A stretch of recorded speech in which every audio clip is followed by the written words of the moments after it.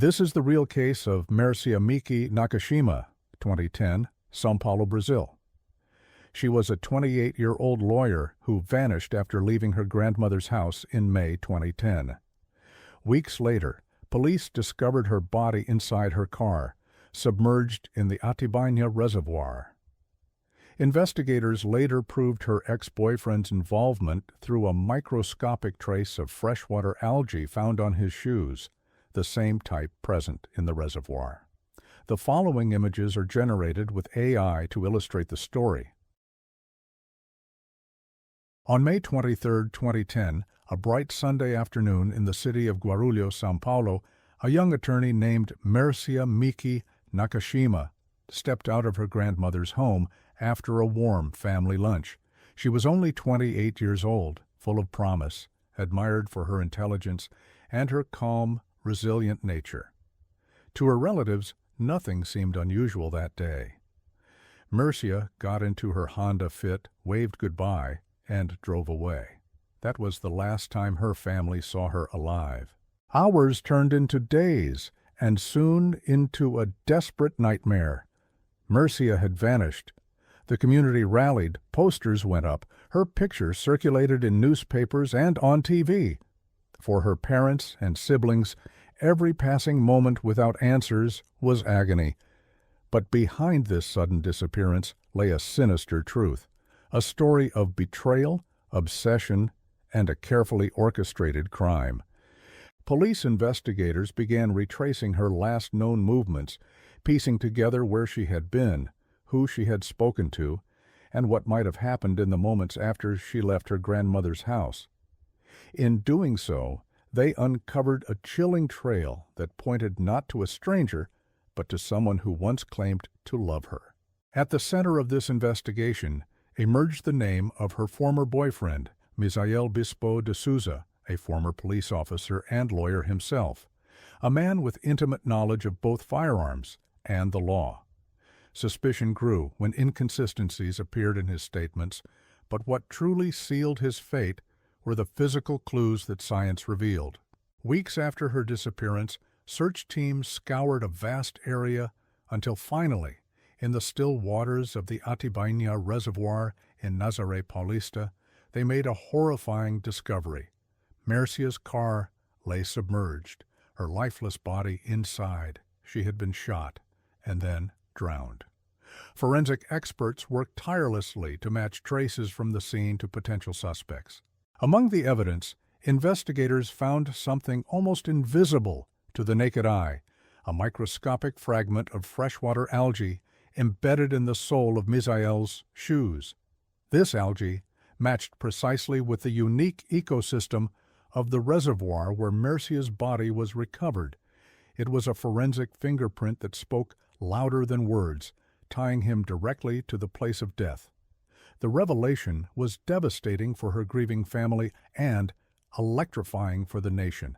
Brazil followed every update on television, the public stunned not only by the cruelty of the act, but by the cold calculation behind it.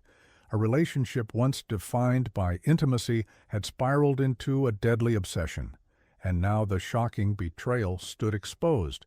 What seemed like a simple disappearance was revealed to be a brutal feminicide, planned, executed, and hidden under layers of lies. Yet, as the case unraveled, new questions arose. How had he lured her into this deadly trap? What role did his background as an ex-police officer play in the cover-up? And who else, if anyone, had helped carry out this crime that left an entire nation in mourning? This was only the beginning of a story that would grip Brazil for years to come.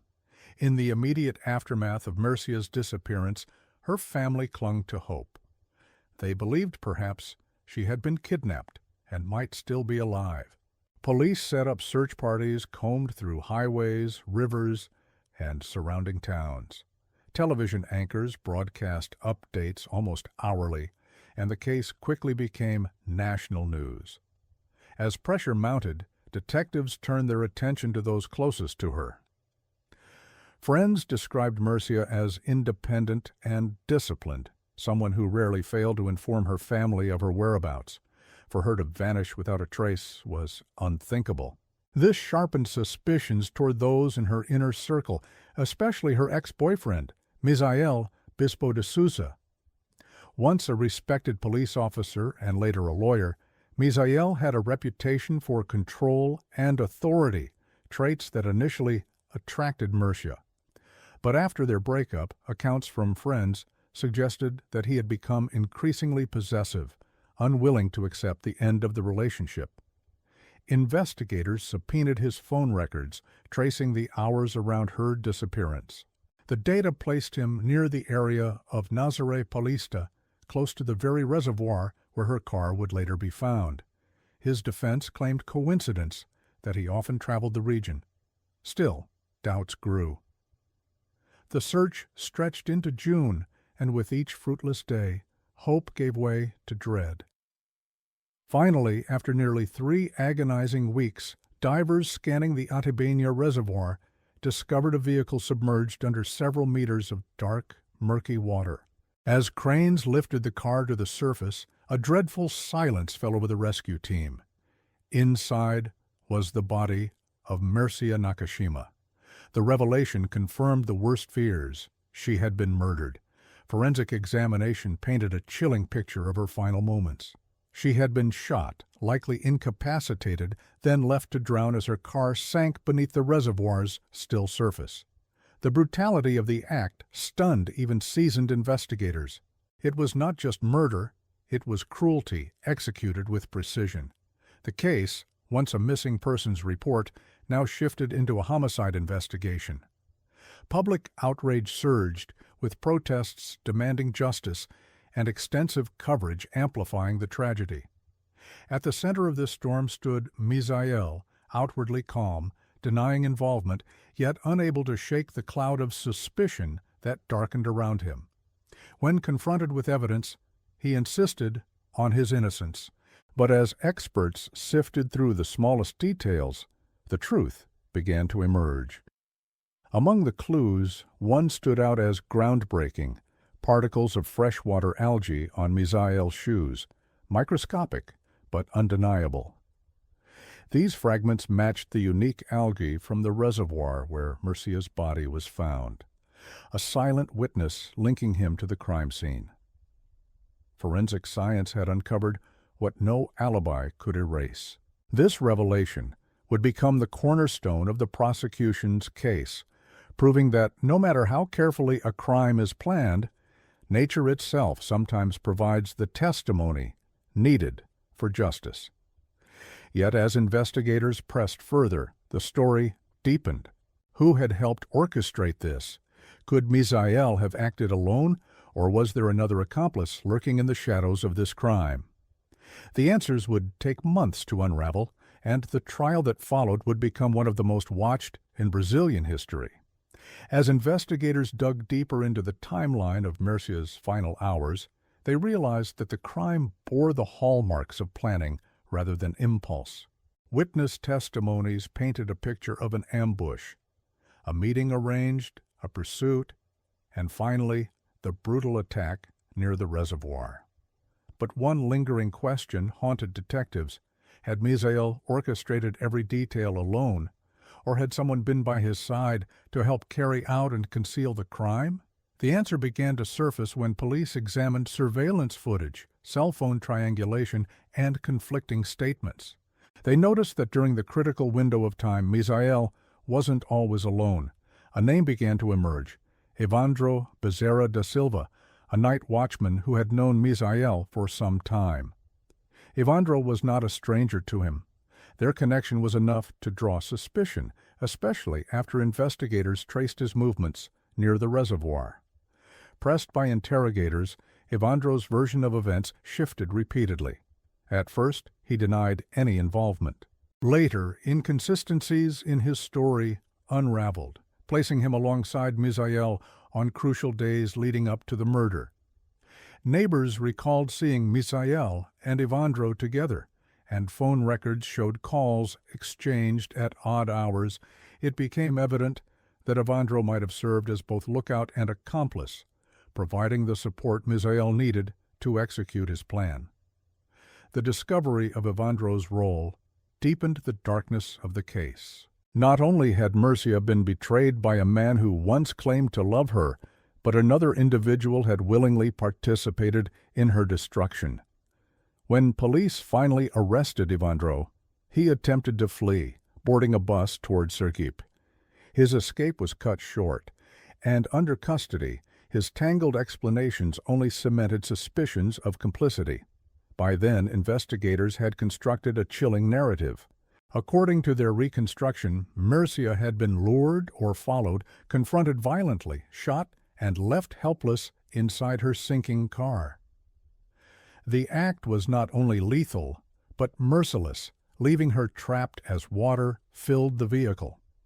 To the public, the details were unbearable, the very definition of cruelty.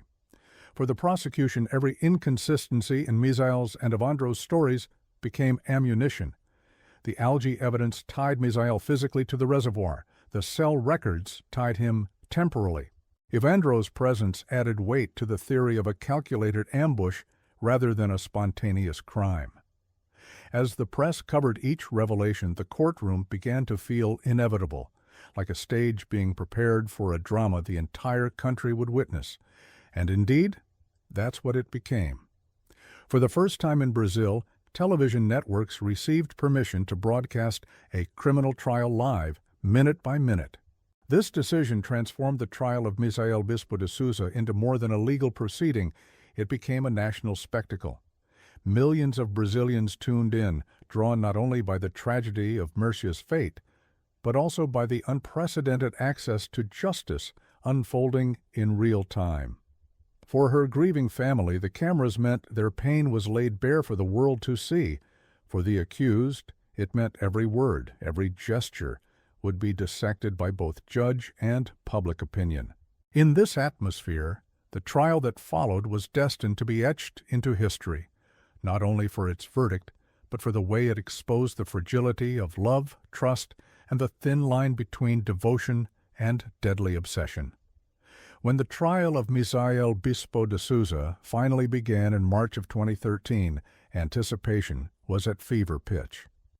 For weeks, newspapers splashed headlines about every new procedural twist, and television programs dissected every rumor about what evidence would be presented. The courtroom in Guarulhos became the stage of a historic legal drama, one that would mark the first time a criminal trial in Brazil was broadcast live for the nation to watch.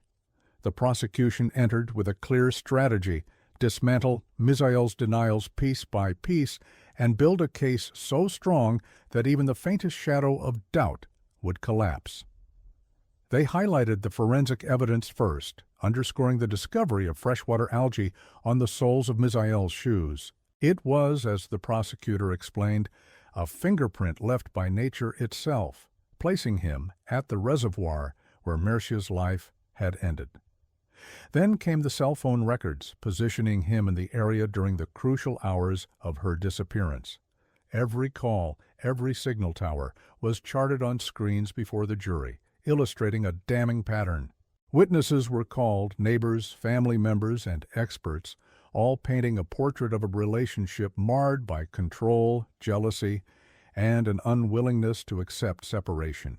Friends of Mircea recalled how she had grown fearful of Misael, how his presence in her life lingered like a shadow she could not shake off even after the breakup. The defense countered with determination, attempting to cast doubt on the forensic evidence, questioning the reliability of the algae sample, and insisting that the phone records proved nothing more than coincidence. They portrayed Misael as a victim of circumstantial evidence, a man being condemned by public opinion rather than hard facts. But the jury, and the millions watching at home, could not ignore the consistency of the puzzle pieces. The prosecution also emphasized the cruelty of the crime. They reminded the jury that Mircea was not only shot but left alive, trapped in her sinking car, forced to face a terrifying and agonizing death by drowning. It was not just homicide. It was an act carried out with deliberate malice and indifference to human suffering. When Evandro Bezerra da Silva, the alleged accomplice, took the spotlight in the proceedings, The narrative darkened further. His arrest, his attempted flight, and his wavering statements suggested a man ensnared by guilt and fear.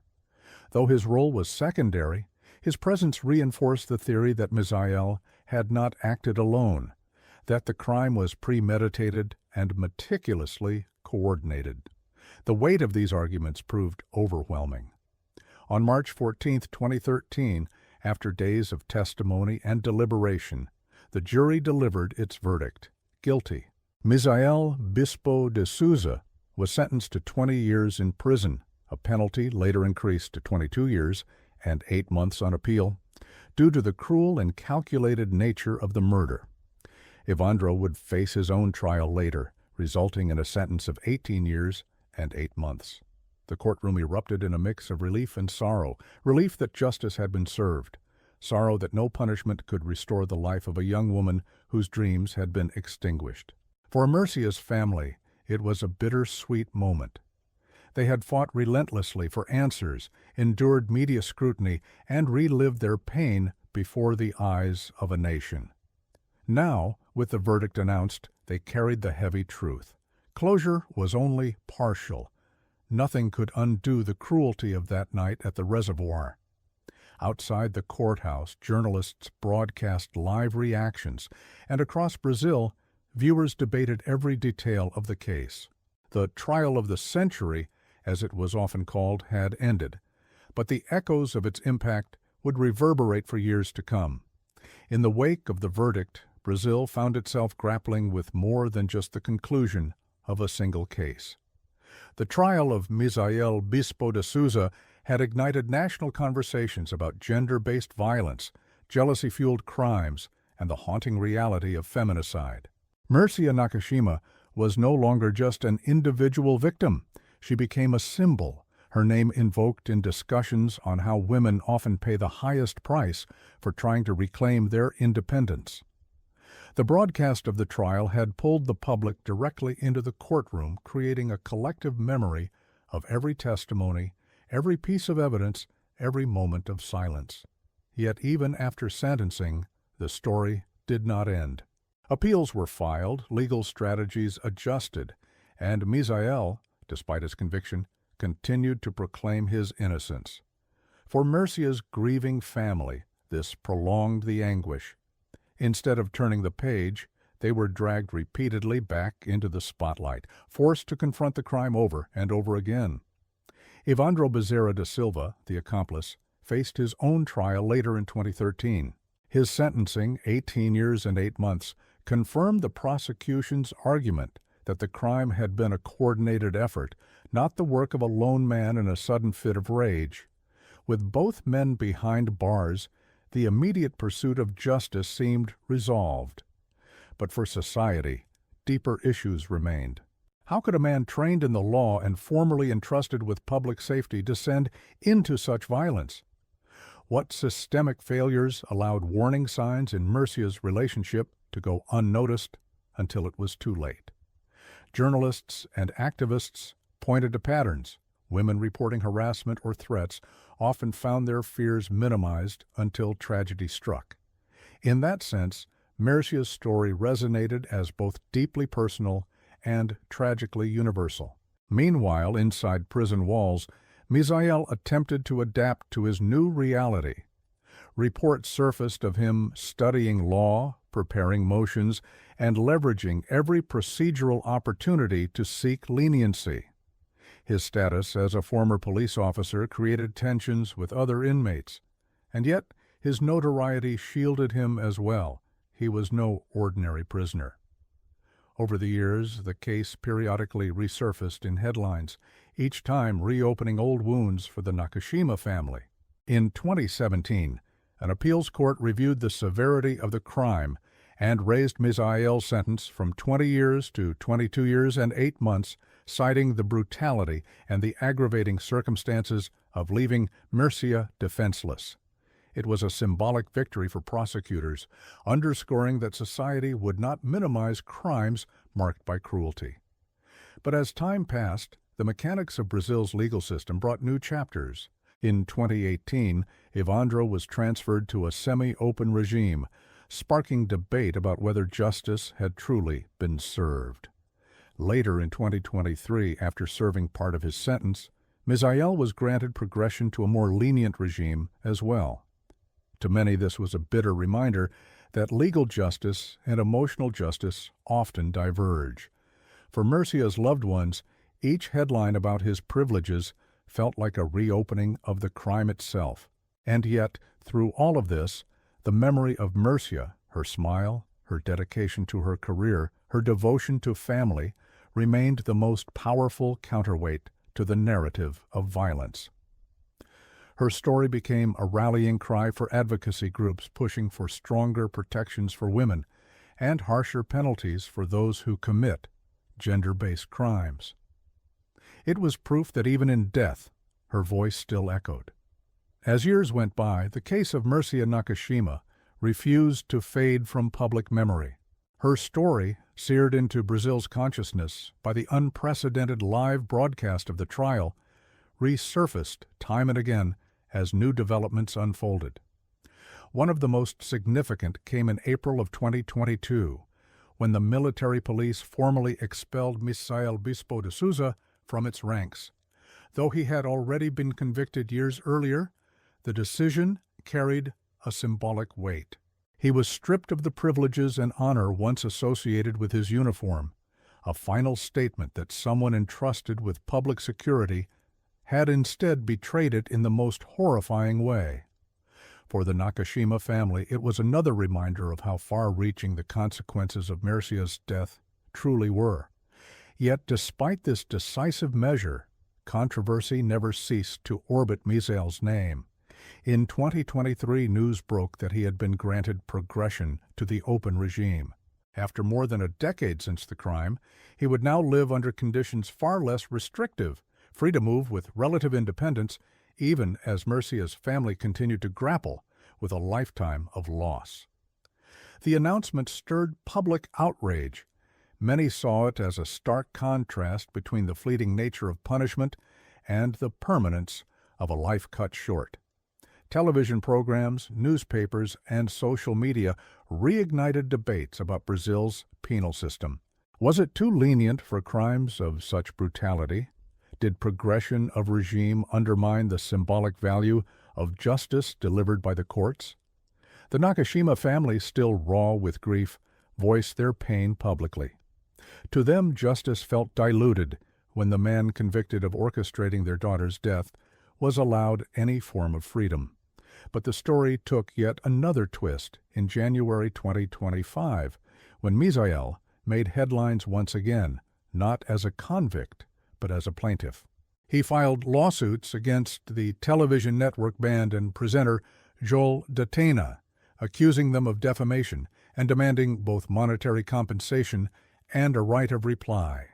He requested that his name and image be prohibited from use on the crime-focused program Brasil Urgente, which often revisited notorious cases, including Murcia's. The move sparked disbelief. A man whose crime had shattered lives and shocked a nation was now claiming to be a victim of damaged reputation. To the public, it felt like an audacious attempt to rewrite his role in the narrative. For Murcia's family, it reopened wounds that had never truly healed. Yet beyond the controversy, the lawsuit underscored how the case had transcended criminal justice to become part of Brazil's cultural and media landscape. Murcia's story was no longer just about a young woman betrayed and murdered by a former lover. It had become a mirror reflecting society's struggles with gender violence, legal loopholes, and media ethics. Every new chapter reminded Brazil that the scars of this crime ran deeper than the courtroom verdict. And for those who watched the trial in 2013, glued to their television sets, the memory of that haunting evidence, the algae on the soles of Misael's shoes, the car pulled from the depths of the reservoir, remained etched in their minds, a symbol of how truth cannot stay buried forever. By the time the case reached its 15th anniversary, the name Murcia Nakashima had become synonymous with the fight against feminicide in Brazil. Activists, journalists, and legal scholars often invoked her story in debates about how to better protect women and hold perpetrators accountable. Schools and universities cited her case in discussions about domestic violence, not only as a tragedy, but as a case study on how society responds, or fails to respond, to the warning signs of toxic relationships. The details of her murder were painful, yet they carried a sobering lesson. The danger often lurks not in strangers, but in the familiar, in those who once whispered promises of love. Misael's dual identity as a lawyer and former police officer made the betrayal even more haunting. Here was a man who understood the law, who once wore the uniform of authority, and who nonetheless used his knowledge to plan and execute a crime. It was proof that education or training alone cannot erase jealousy, obsession, or the hunger for control. For the public, this irony was unforgettable. As her story circulated in documentaries, investigative programs, and countless online discussions, her image became a silent but powerful reminder of resilience. Her smile, captured in family photographs, contrasted painfully with the brutality of her end, amplifying the sense of injustice. For her family, these images carried dual weight.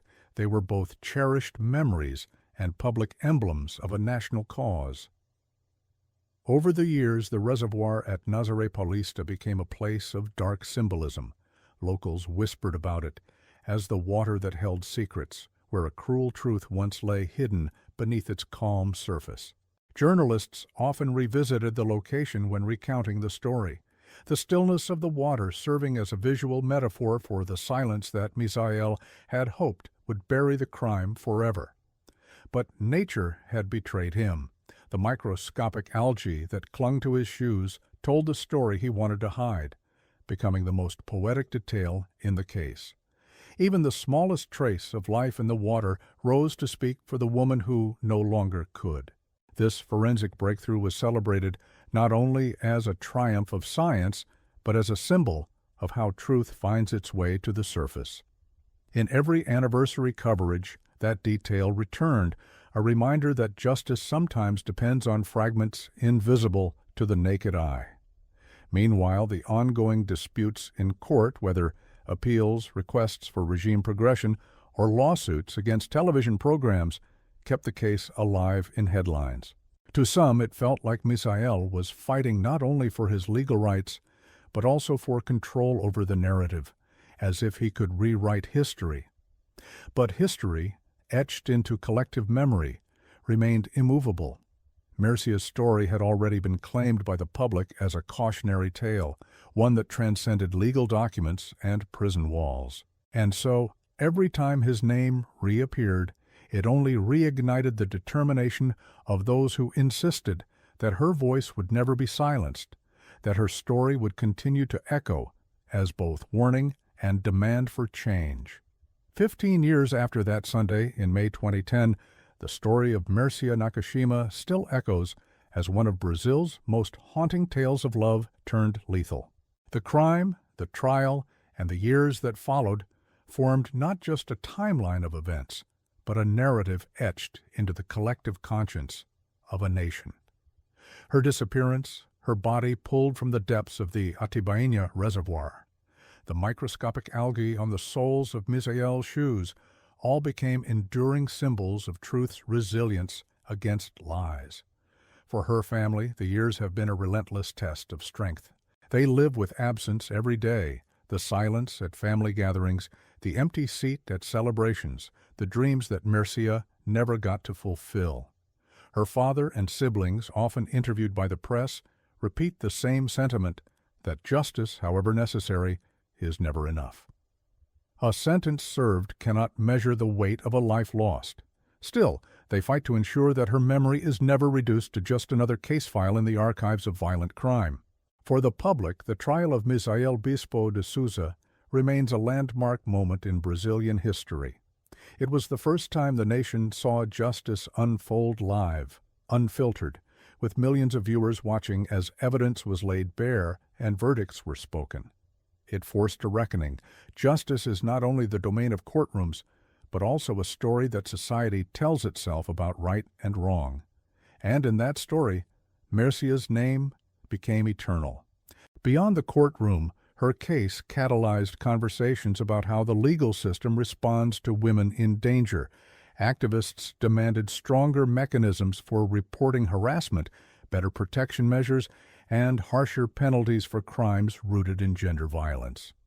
Legislators and scholars debated the meaning of feminicide as a legal category, recognizing that crimes like Mercia's were not isolated but part of a broader pattern.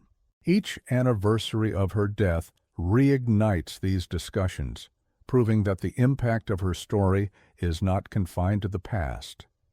Meanwhile, the man convicted of killing her continues to cast shadows in headlines, whether through appeals, regime progressions, or lawsuits against media outlets.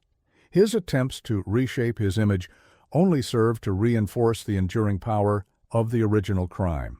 For every legal maneuver he makes, the memory of Mercia returns stronger, her story retold, her image revisited, her name spoken aloud by millions. In this way, she achieves a form of immortality that no act of violence can erase. The final chapter of this tragedy is not written in prison sentences or court documents, but in remembrance. It lies in the countless people who still recall her smile, in the activists who march in her name, in the journalists who revisit her story as a lesson against forgetting.